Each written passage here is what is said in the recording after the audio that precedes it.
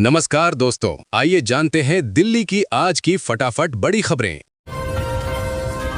नोएडा वासियों को बड़ी राहत, भंगेल एलिवेटेड के नीचे सड़क बननी शुरू। नोएडा के भंगेल एलिवेटेड रोड के नीचे जर्जर सड़कों की मरम्मत आखिरकार शुरू हो गई है। सेक्टर 41 आगाहपुर से फेज 2 तक गहरे गड्ढों और टूटी सड़क के कारण लोगों को रोज ट्रैफिक जैम और हादसों का सामना करना पड़ रहा था। प्राधिकरण और उत्तर प्रदेश सेतु निगम लिमिटेड के बीच लंबा विवाद सुलझने के बाद करीब 36 करोड़ रुपए की लागत से काम शुरू हुआ है। लक्ष्य जून अंत तक सड़क निर्माण पूरा करने का है, जिससे लाखों लोगों को राहत मिलेगी।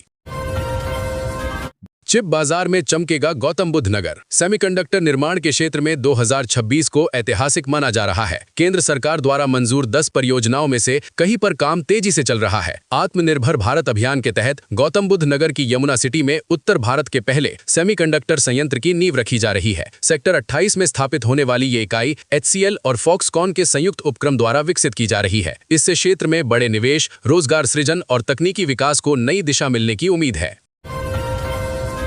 गुरुग्राम से फरीदाबाद तक चला पीला पंजा। NCR के गुरुग्राम और फरीदाबाद में अवैध निर्माण पर बुलडोजर कार्रवाई हुई। गुरुग्राम सोहना हाईवे स्थित गांव भौंडसी में करीब 3 एकड़ में विकसित हो रही अवैध कॉलोनी पर नगर एवं ग्राम नियोजन विभाग ने कार्रवाई की। भारी पुलिस बल की मौजूदगी में 28 मकानों की DPC, 4 दीवारी और एक निर्माणाधीन मकान को ध्वस्त कर दिया गया। प्लॉट बेचने के लिए बनाई गई सड़क भी उखाड़ी गई। अधिकारियों ने चेतावनी दी है कि अवैध कॉलोनियों पर आगे भी सख्त कार्रवाई जारी रहेगी। गंगा यमुना एक्सप्रेसवे को जोड़ने के लिए लिंक रोड का काम होगा तेज। ग्रेटर नोएडा में गंगा और यमुना एक्सप्रेसवे को जोड़ने के लिए 74.3 किलोमीटर लंबा लिंक एक्सप्रेसवे बनाया जाएगा। यीडा क्षेत्र के 16 गांवों की लगभग 740 एकड़ भूमि अधिग्रहित की जाएगी। उत्तर प्रदेश सरकार ने इस परियोजना के लिए 1204 करोड़ रुपए का बजट स्वीकृत किया है। ये लिंक गंगा एक्सप्रेसवे के सियाना क्षेत्र से शुरू होकर यमुना एक्सप्रेसवे के सेक्टर 21 के पास जुड़ेगा। करीब 20 किलोमीटर हिस्सा यीडा क्षेत्र में होगा, जिसमें 9 किलोमीटर एलिवेटेड मार्ग शामिल रहेगा। तेज रफ्तार कार ने डिलीवरी बॉय को मारी टक्कर, मौके पर ही मौत। पश्चिमी दिल्ली के सुभाष नगर मेट्रो स्टेशन के पास तेज रफ्तार कार ने स्कूटी सवार डिलीवरी बॉय को टक्कर मार दी। हादसा इतना गंभीर था कि युवक की मौके पर ही मौत हो गई। मृतक की पहचान रघुबीर नगर निवासी नंद किशोर के रूप में हुई है। पुलिस ने आरोपी कार चालक मोहित कुमार को गिरफ्तार कर वाहन जब्त कर लिया है। आरोपी नजफगढ़ का निवासी है और MCD में ठेकेदार बताया जा रहा है। मामला दर्ज कर आगे की जांच जारी है। होली पर इस बार नोएडा नहीं, दिल्ली गाजियाबाद से मिलेंगी लंबी दूरी की बसें। होली के मौके पर नोएडा डिपो से लंबी दूरी की रोडवेज बसें नहीं चलेंगी। यात्रियों को दिल्ली और गाजियाबाद बस अड्डों से सफर करना होगा। डिपो में CNG बसें होने और लंबे रूट पर CNG भरने की सुविधा न होने से ये दिक्कत आ रही है। नोएडा डिपो में 188 सहित कुल 305 बसें हैं, जो साधारण श्रेणी की हैं। डीजल आधारित वातानुकूलित बसें अब तक उपलब्ध नहीं हो पाई हैं, जिससे लंबी दूरी की सेवा प्रभावित रहेगी। GDA अफसरों की लापरवाही से 469 करोड़ रुपए का नुकसान। गाजियाबाद विकास प्राधिकरण को अफसरों की लापरवाही से 469 करोड़ रुपए का नुकसान हुआ है। विधानसभा में पेश नियंत्रक एवं महालेखा परीक्षक की रिपोर्ट में खुलासा हुआ कि बिल्डरों से करोड़ों रुपए के प्रशासनिक प्रभार और भू उपयोग शुल्क की वसूली नहीं की गई। 422 आवंटियों पर इंफ्रास्ट्रक्चर अधिभार भी नहीं लगाया गया। साथ ही विकास शुल्क कम लेकर अनुचित लाभ दिया गया। वर्ष 2017-18 से 2021-22 की ऑडिट रिपोर्ट में कई वित्तीय अनियमितताएं सामने आई हैं।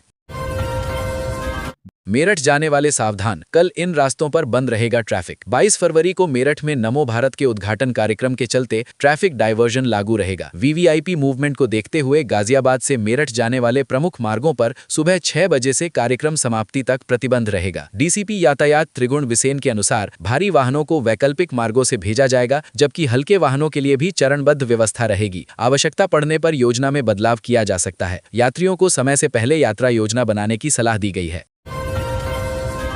दिल्ली से कम होंगे झुग्गियों वाले 3 इलाके। दिल्ली में प्रधानमंत्री आवास के पास स्थित BR कैंप, मस्जिद कैंप और DID कैंप झुग्गी बस्तियों को खाली कराने के लिए केंद्र सरकार ने अंतिम नोटिस जारी किया है। निवासियों को 6 मार्च तक स्थान खाली करने का समय दिया गया है। निर्धारित तिथि के बाद अवैध ढांचों पर कार्यवाही की चेतावनी दी गई है। हालांकि सरकार ने पहले ही पुनर्वास योजना के तहत सावदा घेवरा इलाके में 717 फ्लैट आवंटित कर दिए हैं, जिससे प्रभावित परिवारों को बेघर नहीं होना पड़ेगा। शर्मनाक। सड़क पर ट्रैफिक रोककर पेशाब करता दिखा युवक। सोशल मीडिया पर वायरल एक वीडियो में काली एसयूवी से उतरा युवक सड़क पर खुलेआम पेशाब करता दिख रहा है। बताया जा रहा है कि गाड़ी हरियाणा नंबर की है और मामला फरीदाबाद का हो सकता है। वीडियो एक्स पर एक यूजर द्वारा साझा किया गया, जिसके बाद नागरिक जिम्मेदारी और सिविक सेंस पर बहस छिड़ गई है। हालांकि वीडियो के समय और स्थान की स्वतंत्र पुष्टि नहीं हो सकी है। लोगों ने ऐसे कृत्य पर सख्त कार्यवाही की मांग की है। भारत के मंदिरों पर हमले की फिराक में लश्कर के आतंकी। खुफिया एजेंसियों ने दिल्ली समेत कई बड़े शहरों में आतंकी हमले का अलर्ट जारी किया है। रिपोर्ट के अनुसार पाकिस्तान स्थित लश्कर-ए-तैयबा लाल किला और प्रमुख मंदिरों को निशाना बनाने की साजिश रच रहा है। सुरक्षा एजेंसियों ने दिल्ली, अयोध्या, वाराणसी और मथुरा जैसे शहरों में सतर्कता बढ़ा दी है। भीड़-भाड़ वाले इलाकों और धार्मिक स्थलों पर अतिरिक्त सुरक्षा बल तैनात किए गए हैं। संभावित खतरे को देखते हुए जांच एजेंसियां लगातार निगरानी कर रही हैं। नाबालिग साली से रेप में जीजा को 20 साल की कैद। रेवाड़ी में फास्ट ट्रैक स्पेशल कोर्ट ने नाबालिग साली से दुष्कर्म के मामले में आरोपी जीजा को 20 साल कैद की सजा सुनाई है। अतिरिक्त जिला एवं सत्र न्यायाधीश लोकेश गुप्ता की अदालत ने दोषी पर 2,10,000 रुपए का जुर्माना भी लगाया। घटना वर्ष 2023 की है, जब आरोपी ने छुट्टियों में बहन के घर आई नाबालिग के साथ जबरदस्ती की थी। पुलिस जांच और साक्ष्यों के आधार पर अदालत ने आरोपी को दोषी ठहराया।